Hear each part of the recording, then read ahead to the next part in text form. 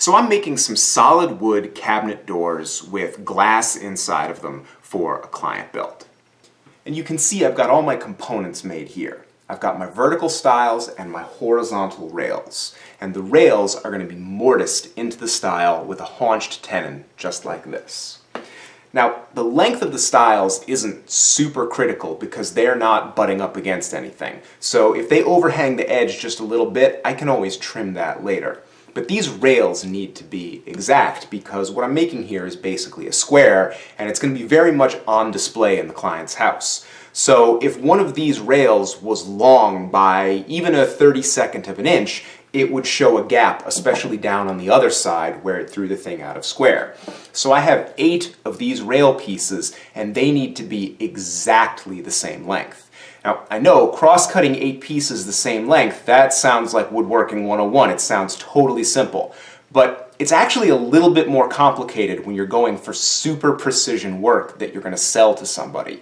And I'd like to show you a couple of tricks that are going to make it easier and more consistent to get really perfect results on these kind of batched crosscuts.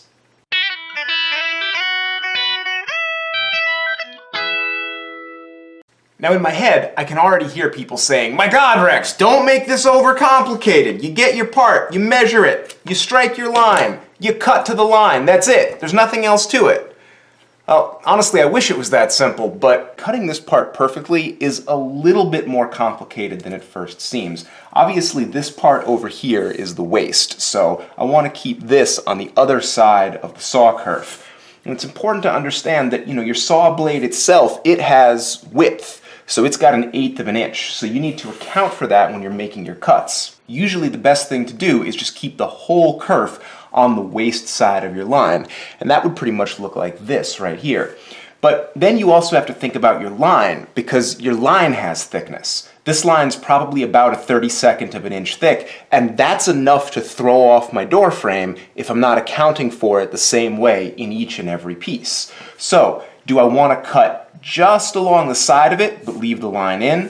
Do I want to cut the line out? Do I want to cut the line out and a tiny bit more? You can make these decisions, and you can set up your cut any way you want to, and you can probably make that cut perfectly.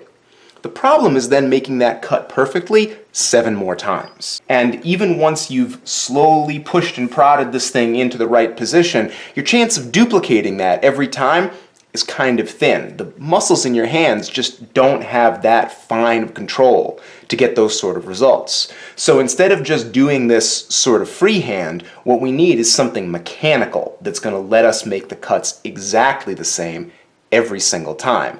Let's say all of my components need to be exactly 10 inches long. I'll take one of my component pieces, set it up very carefully like I showed you in the last shot, and cut that one to the exact length.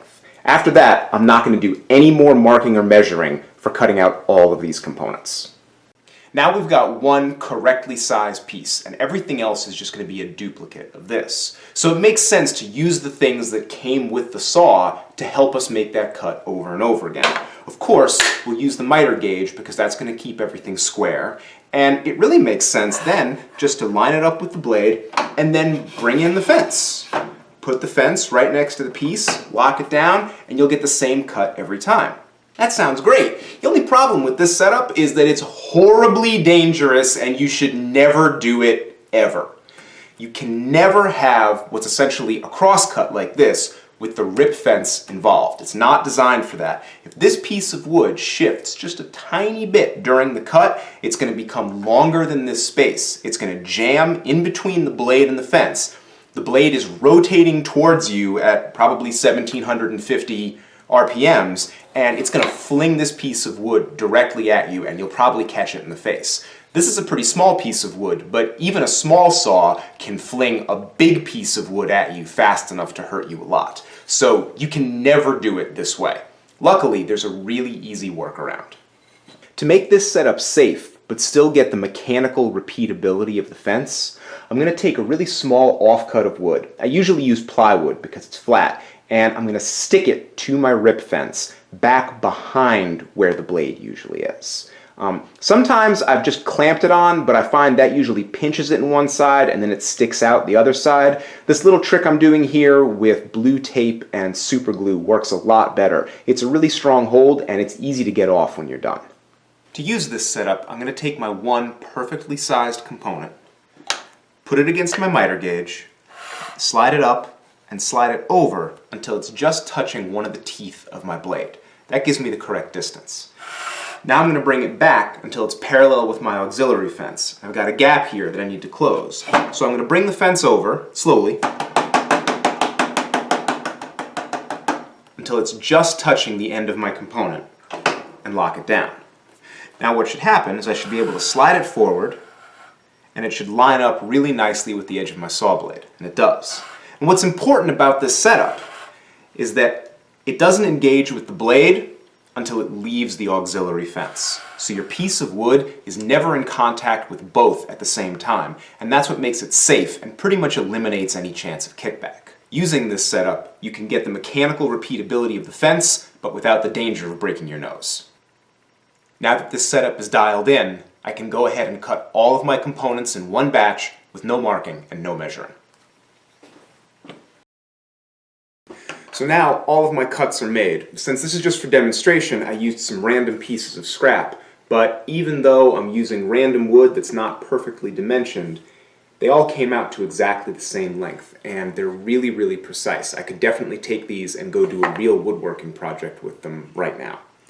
Now I know to some people this video might seem a little bit basic, but I remember when I first started woodworking, even though I had a table saw, I really struggled to make accurate, repeatable crosscuts. And it wasn't until I figured out this system right here that I got things dialed in really perfectly. So hopefully this will be helpful to people who are just starting out or maybe intermediate woodworkers. And if you did find this video helpful, go over to patreon.com/RexKruger and check out all the different rewards and thank yous that I have for people who support this channel. It's my patrons that make these videos possible, and I really appreciate them. I also really appreciate my viewers, so thanks for watching.